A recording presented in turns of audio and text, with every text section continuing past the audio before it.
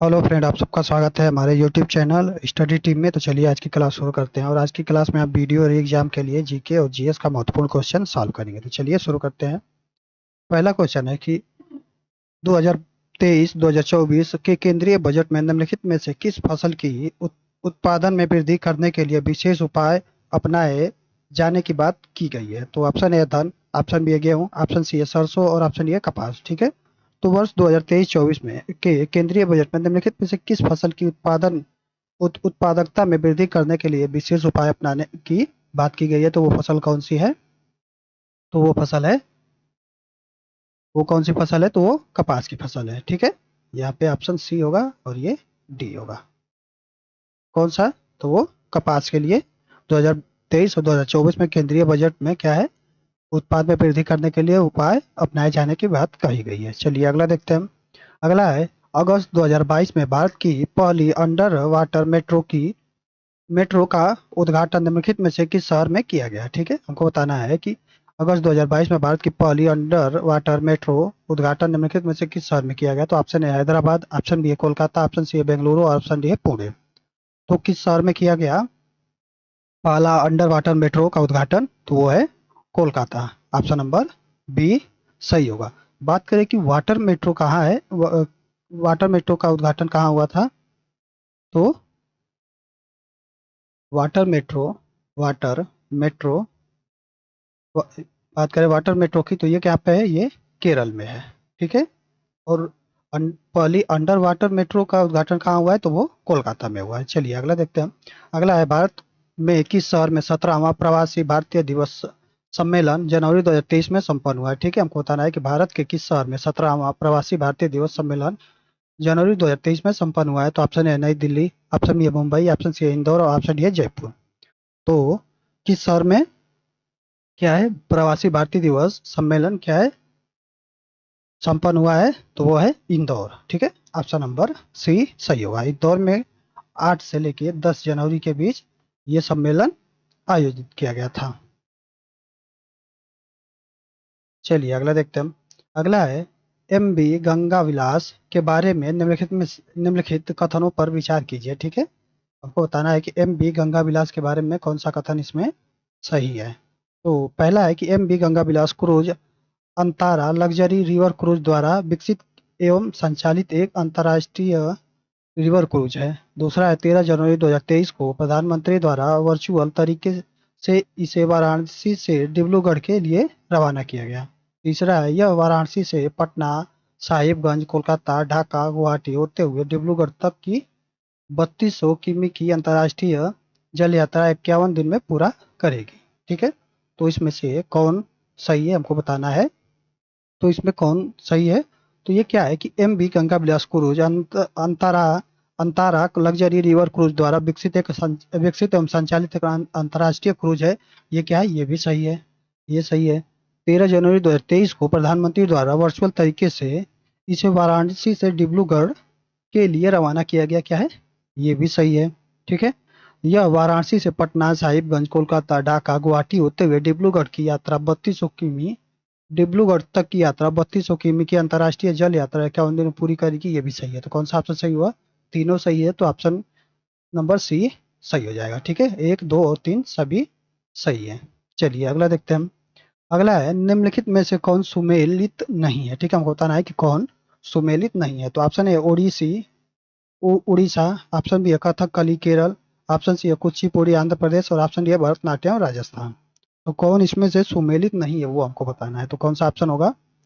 तो ये होगा option number D Bharatanatyam Rajasthan. Bharatanatyam क्या है? ये राजस्थान का शास्त्रीय नृत्य नहीं, ये कहाँ का है? तो ये तमिलनाडु का है। तमिलनाडु का है। ठीक है। चलिए अगला देखते हैं हम। अगला है, बंगाल में भक्ति आंदोलन का प्रवर्तक कौन था? बंगाल में भक्ति आंदोलन का प्रवर्तक कौन था हमको बताना है। तो option A Namdev, option B है चैतन्य, ऑप्शन सी कबीर दास और ऑप्शन डी है रामानंद। तो बंगाल में भक्ति आंदोलन का प्रवर्तक कौन था? तो ये है Chaitanya ji. Option number B सही होगा। अगला है, बाल मुरली कृष्णा का संबंध किस वाद्य यंत्र से है? ठीक है, बाल, मुरली, कृष्णा का संबंध किस वाद्य यंत्र से है? तो ऑप्शन है वायलिन, ऑप्शन बी है बीड़ा, ऑप्शन सी है तबला, ऑप्शन सी है सितार। तो बाल, मुरली, कृष्णा का संबंध किस किस वाद्य यंत्र से? तो ये वायलिन से है। ठीक है, ऑप्शन नंबर ए सही होगा। अगला है, इनमें से कौन सा सही युग्म है? ठीक है, सही युग्म बताना है कि कौन इसमें सही युग्म है। तो ऑप्शन ए है Manish Narwal badminton, option B है सुमित अंतिल निशानेबाजी, ऑप्शन सी है अवनी लेखरा निशानेबाजी, और ऑप्शन डी है प्रमोद भगत जेवलिन। तो इसमें सही युग्म कौन सा है, सही कौन सा है? तो ये सही होगा कौन सा? तो ये ऑप्शन नंबर सी अवनी लेखना किससे संबंधित है? निशानेबाजी से। ठीक है, मनीष नरवाल क्या है? ये बैडमिंटन से संबंधित नहीं है, किससे हैं? तो पिस्टल पैराशूट से हैं। Pistol parachuter, pistol parachuter. ठीक है, सुमित अंतिल, सुमित अंतिल किससे हैं? तो ये निशानेबाजी से नहीं है, किससे हैं? तो ये भाला फेंक से हैं, भाला फेंक से। ठीक है, अवनी लेखरा ये निशानेबाजी से है। प्रमोद भगत, प्रमोद भगत किससे हैं? तो ये जेवलिन से नहीं है, किससे हैं?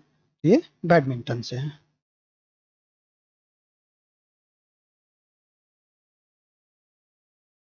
ठीक है, चलिए अगला देखते हैं हम। अगला है, निम्नलिखित में से किस देश के वैज्ञानिकों ने पहला कृत्रिम भ्रूण तैयार किया है? तो ऑप्शन ए चीन, ऑप्शन बी है यूएसए, ऑप्शन सी है इजराइल, और ऑप्शन डी है कनाडा। तो किस देश के वैज्ञानिकों ने पहला कृत्रिम भ्रूण तैयार किया है? कौन सा ऑप्शन सही होगा ये?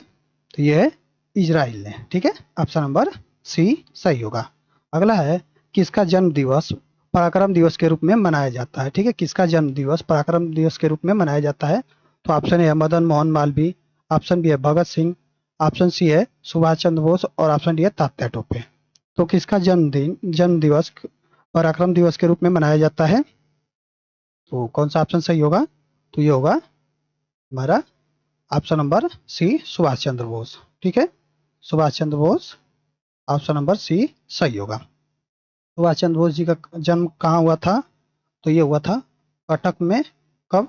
तो ये 23 जनवरी 1897 में। ठीक है, चलिए अगला देखते हैं हम।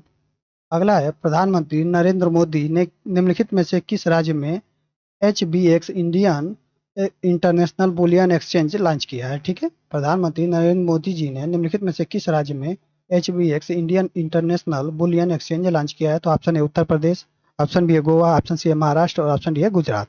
तो कहाँ पे प्रधानमंत्री नरेंद्र मोदी जी ने Indian international bullion exchange launch किया है, किस राज्य में? तो ये है ऑप्शन नंबर डी गुजरात में। ठीक है, चलिए अगला देखते हैं हम। अगला है, lineman, pull back, corner kick शब्द किस खेल से जुड़े हुए हैं? ठीक है, lineman, pull back, corner kick शब्द किस खेल से जुड़े हुए हैं? तो ऑप्शन है हॉकी, ऑप्शन बी है क्रिकेट, ऑप्शन सी है फुटबॉल, और ऑप्शन डी है गोल्फ। तो किस खेल से ये संबंधित है? तो ये फुटबॉल से संबंधित है, ऑप्शन नंबर सी सही होगा। अगला है, early Hindu temple of Gujarat पुस्तक के लेखक कौन है? Early Hindu temple of Gujarat पुस्तक के लेखक कौन है? तो ऑप्शन है वरुण मायरा, ऑप्शन बी है मतंग राम, ऑप्शन सी है कैरी फाउंटेन, और ऑप्शन डी है डगलस स्टुअर्ट। तो early Hindu temple of Gujarat पुस्तक के लेखक कौन है? तो यह है वरुण मायरा। ठीक है, ऑप्शन नंबर ए सही होगा। अगला है, अंतर्राष्ट्रीय अहिंसा दिवस कब मनाया जाता है? अंतर्राष्ट्रीय अहिंसा दिवस कब मनाया जाता है? तो ऑप्शन है 1 जनवरी, ऑप्शन बी है 26 जनवरी, ऑप्शन सी है 2 अक्टूबर, और ऑप्शन ये 15 अगस्त। तो अंतर्राष्ट्रीय अहिंसा दिवस कब मनाया जाता है? तो ये 2 अक्टूबर को मनाया जाता है। ठीक है, 2 अक्टूबर को मनाया जाता है। 26 जनवरी को क्या होता है? तो 26 जनवरी को गणतंत्र दिवस होता है, और 15 अगस्त को स्वतंत्रता दिवस। ठीक है, चलिए अगला देखते हैं हम। अगला है, निम्नलिखित में से किस देश ने अगस्त 2022 में ताइवान के आसपास अपना अब तक का सबसे बड़ा सैन्य अभ्यास किया? ठीक है, को बताना है कि किस देश ने अगस्त 2022 में ताइवान के आसपास अपना अब तक का सबसे बड़ा सैन्य अभ्यास किया? तो ऑप्शन ए है चीन, ऑप्शन बी है रूस, ऑप्शन सी है यूएसए, और ऑप्शन डी है इजराइल। तो कौन सा देश है जो ताइवान के आसपास अब तक का सबसे बड़ा सैन्य अभ्यास किया है? तो वो है चीन, ऑप्शन नंबर ए सही होगा। अगला है, लक्सर कहाँ स्थित है? लक्सर कहाँ स्थित है? तो ऑप्शन है अमेरिका, ऑप्शन बी है ब्रिटेन, ऑप्शन सी है मिस्र और ऑप्शन डी है स्विट्जरलैंड। तो लक्सर कहाँ स्थित है? तो लक्सर मिस्र में स्थित है। ऑप्शन नंबर सी सही होगा। अगला है संत कबीर अकादमी की स्थापना कहाँ की गई है? संत कबीर अकादमी की स्थापना कहाँ की गई है? तो option A Maghar, option B Kashi, option C है प्रयागराज और ऑप्शन डी है कन्नौज। तो संत कबीर अकादमी की स्थापना कहाँ की गई है? तो ये मगहर में की गई है। ठीक है, मगहर में ये की गई है। ठीक है, संत कबीर अकादमी की स्थापना किसने की? तो रामनाथ कोविंद जी ने की थी। रामनाथ कोविंद। ठीक है, चलिए अगला देखते हैं। अगला है रामायण सर्किट के लिए उत्तर प्रदेश में किन स्थानों का विकास किया गया? ठीक है, रामायण सर्किट के लिए उत्तर प्रदेश में किन स्थानों का विकास किया गया? तो option A Chitrakoot, option B Ayodhya, option C है श्रृंगवेरपुर और ऑप्शन डी है उपयुक्त सभी। तो यहाँ पे श्रृंगवेरपुर है। ठीक है, तो कौन सा ऑप्शन सही होगा? तो रामायण सर्किट के लिए उत्तर प्रदेश के किन स्थानों को विकसित किया गया है? तो वो चित्रकूट भी है, अयोध्या भी है और श्रृंगवेरपुर भी है। तो कौन सा ऑप्शन सही हो जाएगा? ऑप्शन नंबर डी उपयुक्त सभी हो जाएगा। ठीक है, चलिए अगला देखते हैं हम। अगला है मंगल पांडे का जन्म उत्तर प्रदेश के किस जनपद में हुआ था? मंगल पांडे का जन्म उत्तर प्रदेश के किस जनपद में हुआ था? तो option A Ballia, option B है मेरठ, ऑप्शन सी है वाराणसी और ऑप्शन डी है लखनऊ। तो मंगल पांडे का जन्म उत्तर प्रदेश के किस जनपद में हुआ था? तो ये बलिया में हुआ था। ऑप्शन नंबर ए सही होगा। बलिया में हुआ था। कब हुआ था? तो ये 19 जुलाई 19 जुलाई 1827 में हुआ था। ठीक है, और इनको मंगल पांडे जी को फांसी कब दी गई? मंगल पांडे जी को फांसी कब दी गई? तो ये 8 अप्रैल 1857 को। ठीक है, चलिए अगला देखते हैं। अगला है शहनाई सम्राट बिस्मिल्लाह खां का जन्म किस राज्य में हुआ था? शहनाई सम्राट बिस्मिल्लाह खां का जन्म किस राज्य में हुआ था? तो ऑप्शन है मध्य प्रदेश, ऑप्शन बी है गुजरात, ऑप्शन सी है बिहार और ऑप्शन डी है पश्चिम बंगाल। तो शहनाई सम्राट बिस्मिल्लाह खां का जन्म किस राज्य में हुआ था? तो ये बिहार में हुआ था। बिहार में कहाँ हुआ था? तो ये डुमराव में हुआ था। डुमराव में हुआ था। और इनका जन्म किस तारीख को हुआ था? तो ये 21 मार्च 1916 में इनका जन्म हुआ था। ठीक है, चलिए अगला देखते हैं हम। अगला है भारत का पहला मास गार्डन कहाँ विकसित किया गया है? भारत का पहला मास गार्डन कहाँ विकसित किया गया है? तो ऑप्शन ए है खुरपाताल, ऑप्शन बी है जैतपुरा और ऑप्शन सी है गुरुग्राम और ऑप्शन डी है फगवाड़ा। तो भारत का पहला मास गार्डन कहाँ विकसित किया गया है? तो भारत का पहला मास गार्डन ये खुरपाताल में विकसित किया गया है। खुरपाताल कहाँ पे है? तो ये नैनीताल में है। नैनीताल में है। ठीक है, और इसके इसका उद्घाटन किसने किया था? उद्घाटन की बात करें तो उद्घाटन किसने किया था? तो उद्घाटन राजेंद्र सिंह ने किया था। राजेंद्र सिंह ने किया था। ठीक है, और राजेंद्र सिंह को क्या कहते हैं? तो राजेंद्र सिंह को वाटर मैन ऑफ इंडिया के नाम से भी जाना जाता है। वाटर मैन ऑफ इंडिया के नाम से भी जाना जाता है। ठीक है, चलिए अगला देखते हैं। अगला है महायोगी गुरु गोरखनाथ आयुष विश्वविद्यालय राज्य में है? किस राज्य में है? हमको बताना है कि महायोगी गुरु गोरखनाथ आयुष विश्वविद्यालय किस राज्य में है। तो ऑप्शन ए है बिहार, ऑप्शन बी है झारखंड, ऑप्शन सी है मध्य प्रदेश और ऑप्शन डी है उत्तर प्रदेश। तो किस राज्य में है? तो ये उत्तर प्रदेश में होगा। ठीक है, उत्तर प्रदेश के किस जिले में? तो ये गोरखपुर जिले में, गोरखपुर में। ठीक है, चलिए अगला देखते हैं हम। अगला है सर्वोच्च न्यायालय ने समुचित पर्यावरण के अधिकार को किस मौलिक अधिकार में शामिल किया है? ठीक है, सर्वोच्च न्यायालय ने समुचित पर्यावरण के अधिकार को किस मौलिक अधिकार में शामिल माना है? तो ऑप्शन ए प्राण एवं दैहिक स्वतंत्रता, ऑप्शन बी है समता का अधिकार, ऑप्शन सी है शोषण के विरुद्ध अधिकार और ऑप्शन डी है उपयुक्त सभी। तो समुचित पर्यावरण के अधिकार को सर्वोच्च न्यायालय ने किस मौलिक अधिकार में शामिल माना है? तो कौन सा ऑप्शन होगा? तो ये होगा प्राण एवं दैहिक स्वतंत्रता क्या है, इसमें ये शामिल माना है। प्राण एवं दैहिक स्वतंत्रता किस अनुच्छेद में है, तो ये अनुच्छेद 21 में है। ठीक है। समता का अधिकार किसमें है, तो ये अनुच्छेद 14 से 18 के बीच में इसका उल्लेख है। ठीक है। शोषण के विरुद्ध अधिकार ये किसमें है, तो ये अनुच्छेद 23 और 24 में है। ठीक है। 23 और 24 में इसका उल्लेख है। चलिए अगला देखते हैं हम। अगला है, भारत के किस शहर में देश का पहला डिजिटल केंद्र अमेजन कंपनी ने के द्वारा लॉन्च किया गया। ठीक है। भारत के किस शहर में देश का पहला डिजिटल केंद्र अमेजन कंपनी द्वारा लॉन्च किया गया, हमको बताना है। तो option A Chennai, option B है लखनऊ, ऑप्शन सी है अयोध्या और ऑप्शन डी है सूरत। तो किस शहर में लॉन्च किया गया, तो ये सूरत में लॉन्च किया गया। ऑप्शन नंबर डी सही होगा। अगला है, बैडमिंटन वर्ल्ड फेडरेशन का प्रतिष्ठित लाइफ टाइम अचीवमेंट पुरस्कार 2021 किसे प्राप्त हुआ। ठीक है। वर्ल्ड बैडमिंटन वर्ल्ड फेडरेशन का प्रतिष्ठित लाइफ टाइम अचीवमेंट पुरस्कार 2021 किसे प्राप्त हुआ। तो option A David Warner, option C है प्रकाश पादुकोण, ऑप्शन सी है प्रीति अरोड़ा और ऑप्शन डी है पुलेला गोपीचंद।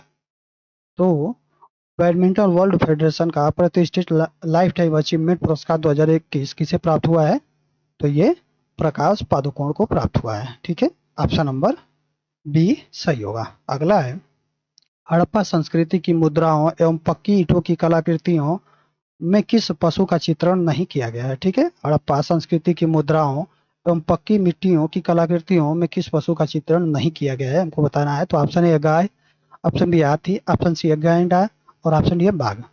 तो किसका चित्रण नहीं किया गया है हड़प्पा संस्कृति की मुद्राओं एवं पक्की मिट्टी की कलाकृतियों में, तो कौन सा ऑप्शन सही होगा, तो वो होगा गाय का। किस पशु का, तो गाय का चित्रण नहीं किया गया है। ठीक है। बात करते हैं कि हड़प्पा संस्कृति की खोज कब हुई थी, तो ये 1921 में हुई थी। और किसने किया था, तो ये राय बहादुर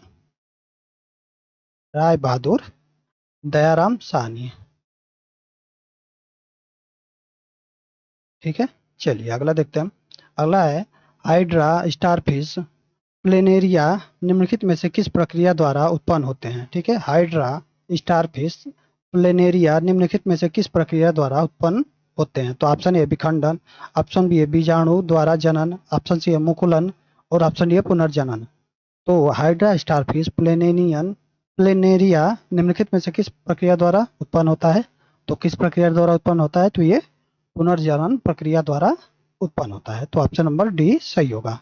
अगला है, सन 1936 में भारतीय राष्ट्रीय कांग्रेस द्वारा संविधान सभा की मांग कहां पर हुई। ठीक है। ये संविधान सभा की मांग किस अधिवेशन में रखी गई थी, ये हमको बताना है। तो option A Kanpur, option B है बम्बई, ऑप्शन सी है ये फैजलपुर होगा, फैजलपुर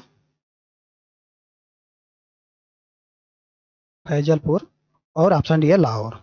तो किस अधिवेशन में भारतीय राष्ट्रीय कांग्रेस द्वारा क्या है, 1936 में भारतीय राष्ट्रीय कांग्रेस द्वारा संविधान सभा की मांग किस अधिवेशन में रखी गई थी, तो ये ऑप्शन नंबर सी होगा, फैजलपुर अधिवेशन। ठीक है। चलिए अगला देखते हैं हम। अगला है, होगेनकल होगेनकल जलप्रपात किस नदी के तट पर स्थित है। ठीक है। तो option A Krishna, option B है पेरियार, ऑप्शन सी है गोदावरी और ऑप्शन डी है कावेरी। तो किस नदी पर ये स्थित है, तो ये कावेरी नदी पर स्थित है। ठीक है। ऑप्शन नंबर डी सही होगा। ठीक है। ये कहाँ पे है, तो ये तमिलनाडु में है। ये कहाँ पे है, तमिलनाडु में है। ठीक है। कहाँ पे, तमिलनाडु में। चलिए अगला देखते हैं हम। अगला है, संविधान के किस अनुच्छेद के अंतर्गत न्यायालयों द्वारा संसद की कार्रवाई की जांच करना प्रतिबंधित किया गया है। ठीक है। संविधान के किस अनुच्छेद के अंतर्गत न्यायालयों द्वारा संसद की कार्रवाई की जांच करना प्रतिबंधित किया गया है। तो ऑप्शन ए अनुच्छेद 127, ऑप्शन बी अनुच्छेद 122, ऑप्शन सी अनुच्छेद 126 और ऑप्शन डी अनुच्छेद 139। तो किस अनुच्छेद द्वारा संविधान, ठीक है, किस अनुच्छेद द्वारा न्यायालयों द्वारा संसद की कार्रवाई की जांच करना प्रतिबंधित किया गया है, तो कौन सा होगा, तो वो होगा अनुच्छेद 122। ठीक है। ऑप्शन नंबर बी सही होगा। अगला है, सितंबर 2022 में एशियन पाम ऑयल संधि ग्लोबल शिखर सम्मेलन कहाँ आयोजित किया गया? ठीक है, सितंबर 2022 में एशियन पाम ऑयल संधि ग्लोबल शिखर सम्मेलन कहाँ आयोजित किया गया? तो option A Lucknow, option B Varanasi, option C है प्रयागराज और ऑप्शन डी है आगरा। तो कहाँ पे ये सम्मेलन आयोजित किया गया? तो ये आगरा में किया गया। ठीक है, ऑप्शन नंबर डी सही होगा। अगला है उत्तर प्रदेश में लोकायुक्त का पद सृजित किया गया। ठीक है, उत्तर प्रदेश में लोकायुक्त का पद कब सृजित किया गया ये बताना है। तो ऑप्शन ए 1975 में, ऑप्शन बी 1950 में, ऑप्शन सी है 1977 में और ऑप्शन डी है 1965 में। तो लोकायुक्त का पद कब सृजित किया गया? तो ये 1975 में किया गया। ऑप्शन नंबर ए सही होगा। अगला है गुप्त काल की पक्की ईंटों से बना भीतर गांव मंदिर स्थित है। भीतर गांव मंदिर स्थित है, हमको बताना है। तो कहाँ स्थित है? तो ऑप्शन ए है चित्रकूट, ऑप्शन बी है कानपुर, ऑप्शन सी है गोरखपुर और ऑप्शन डी है वाराणसी।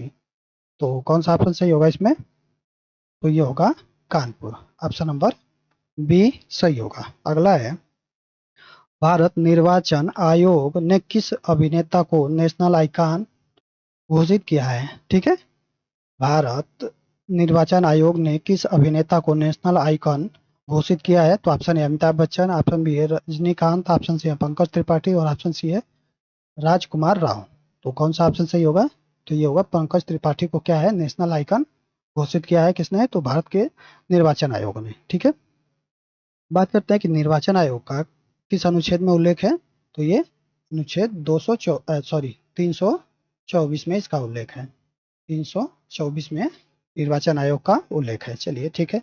अगला है निम्नलिखित में से कौन सा लोक नृत्य दिए गए राज्य से सुमेलित नहीं है? ठीक है, हमको बताना है कौन सा लोक नृत्य है जो दिए गए राज्य से सुमेलित नहीं है। तो ऑप्शन ए है भांगड़ा पंजाब, ऑप्शन बी है बिहू आंध्र प्रदेश, ऑप्शन सी है डांडिया गुजरात और ऑप्शन डी है बाउल पश्चिम बंगाल। तो कौन सा लोक नृत्य है जो सुमेलित नहीं है? तो ये होगा ऑप्शन नंबर बी सही होगा। बिहू क्या है? ये बिहू कहाँ का है? ये बिहू आंध्र प्रदेश का नहीं है। आंध्र प्रदेश का क्या है?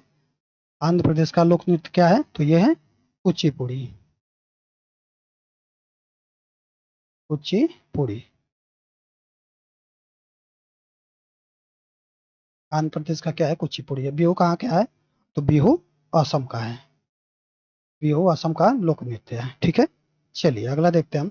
अगला है किस प्रकार के विदेशी निवेशों को असुरक्षित माना जाता है? किस प्रकार के विदेशी निवेशों को असुरक्षित माना जाता है? तो ऑप्शन ए प्रत्यक्ष विदेशी निवेश, ऑप्शन बी है पोर्टफोलियो, ऑप्शन सी है एनआरआई जमा और ऑप्शन डी है बाहरी वाणिज्यिक उभार।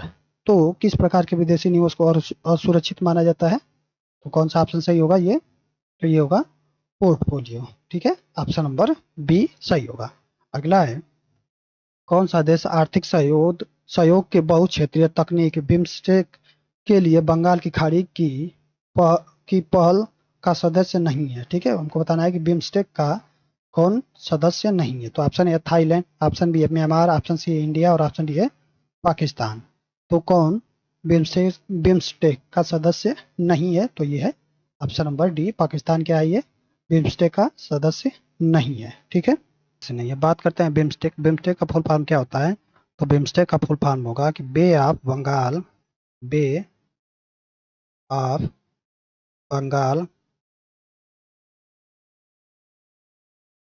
Initiative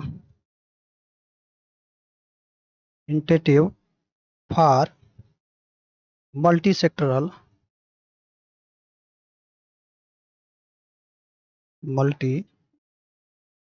sectoral technical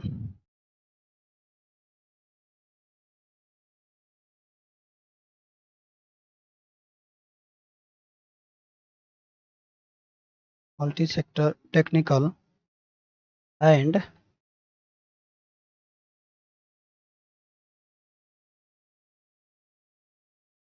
and economic corporation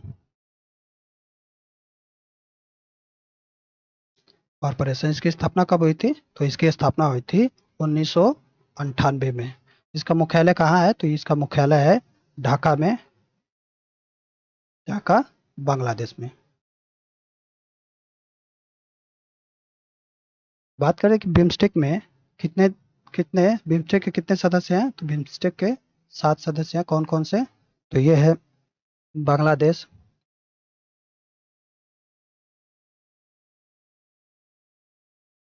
Bangladesh, Bhutan, India, India, Nepal, Nepal, Sri Lanka, Sri Lanka, Myanmar और थाईलैंड। ये क्या है, ये बिम्स्टेक के 7 सदस्य देश हैं। ठीक है, तो चलिए आगे देखते हैं। अगला है निम्नलिखित में से कौन राष्ट्रीय आय का हिस्सा नहीं है। ठीक है, हमको बताना है कि कौन राष्ट्रीय आय का हिस्सा नहीं है। तो ऑप्शन ए मजदूरी और वेतन, ऑप्शन बी है मुनाफा, ऑप्शन सी है किराया और ऑप्शन डी है राष्ट्रीय ऋण पर ब्याज।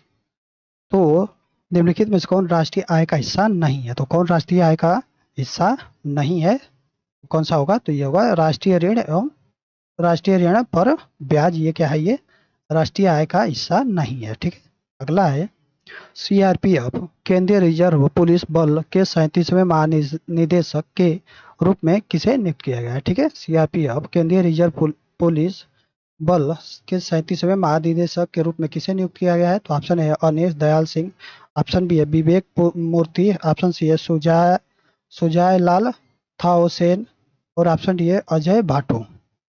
तो कौन सीआरपीएफ के 37वें महानिदेशक के रूप में नियुक्त किए गए हैं, तो कौन सा ऑप्शन सही होगा, तो ये होगा ऑप्शन नंबर सी सुजाय लाल थाओसेन। ऑप्शन नंबर सी सही होगा।